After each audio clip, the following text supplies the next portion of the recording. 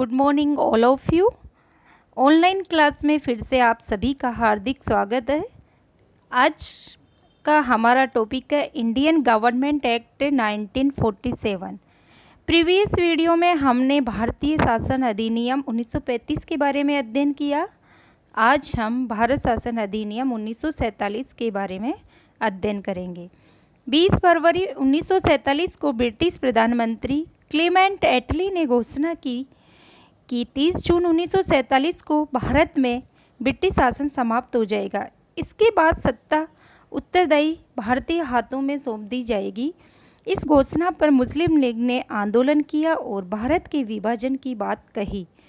3 जून 1947 को ब्रिटिश सरकार ने फिर स्पष्ट किया कि 1946 में गठित संविधान सभा द्वारा बनाया गया संविधान उन क्षेत्रों पर में लागू नहीं होगा जो इसे स्वीकार नहीं करेंगे। उसी दिन 3 जून 1947 को वायसराय लॉर्ड माउंटबेटन ने विभाजन की योजना पेश की, जिसे माउंटबेटन योजना कहा गया। इस योजना को कांग्रेस और मुस्लिम लीग ने स्वीकार कर लिया और इस प्रकार भारत स्वतंत्रता अधिनियम 1947 बना करके उसे लागू कर दिया गया। आइए अब हम भारत शासन अधिनियम 1947 की जो विशेषताएं हैं उस पर भी चर्चा कर लेते हैं।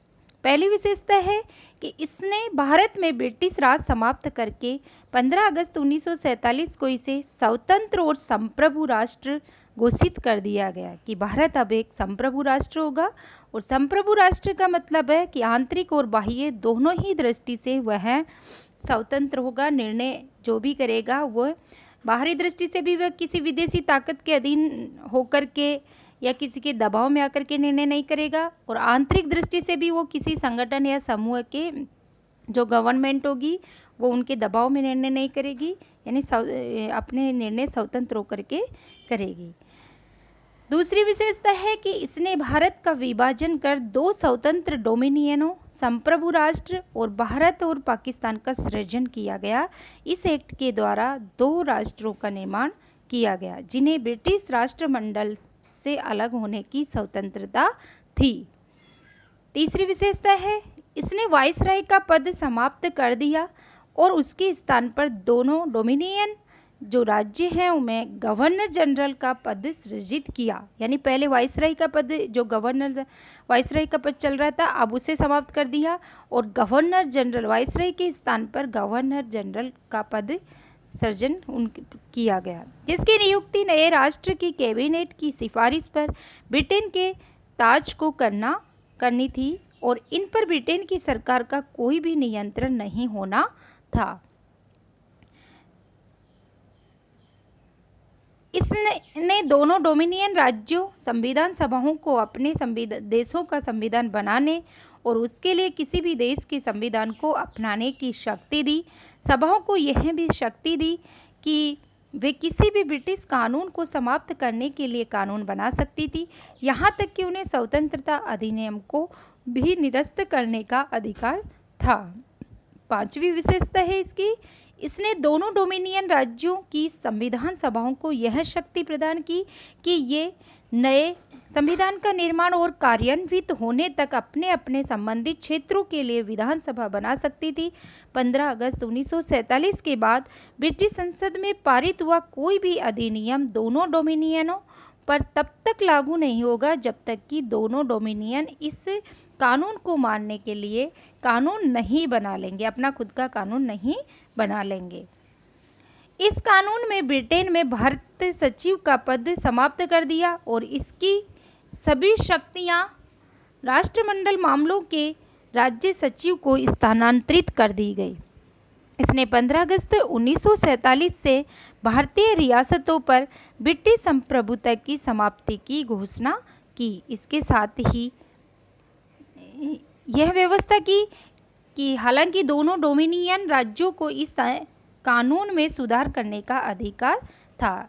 इसने ब्रिटिश शासक को विधेयकों पर मताधिकार और उन्हें स्वीकृत करने के अधिकार से वंचित कर दिया, लेकिन ब्रिटिश शासक के नाम पर गवर्नर जनरल को किसी भी विधेयक को स्वीकार करने का अधिकार प्राप्त था।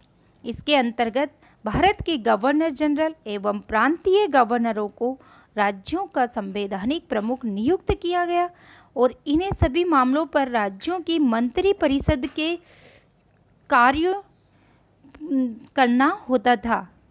इसने शाही उपाधि से भारत का जो सम्राट शब्द था उसको समाप्त कर दिया गया। इसने, हे भगवान, ये पूरा ही मामला गड़बड़ करा दिया। फूल तो कर दिया। इसने भारत के राज्य सचिव द्वारा सिविल सेवा में नियुक्ति या करने और पदों में आरक्षण करने की प्रणाली समाप्त कर दी गई। 15 अगस्त 1947 से पूर्व के सिविल सेवा कर्मचारियों को वही सुविधाएं मिलती रही है जो उन्हें पहले से प्राप्त थी। 14 व 15 अगस्त 1947 की मध्य रात्रि को भारत में ब्रिटिश शासन का अंत हो गया और समस्त शक्तियां दो नए स्वतंत्र डोमिनियनों यानी भारत और पाकिस्तान को स्थानांतरित कर दी गई।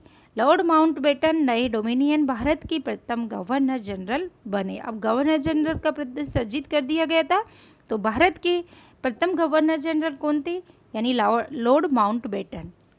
उन्होंने जवाहरलाल नेहरू को भारत के पहले प्रधानमंत्री के रूप में शपथ दिलाई। 1946 में बनी संविधान सभा को स्वतंत्र भारतीय डोमिनियन की संसद के रूप में स्वीकार कर लिया गया। Thank you so much. College का ही बन रहा था। अरे यार।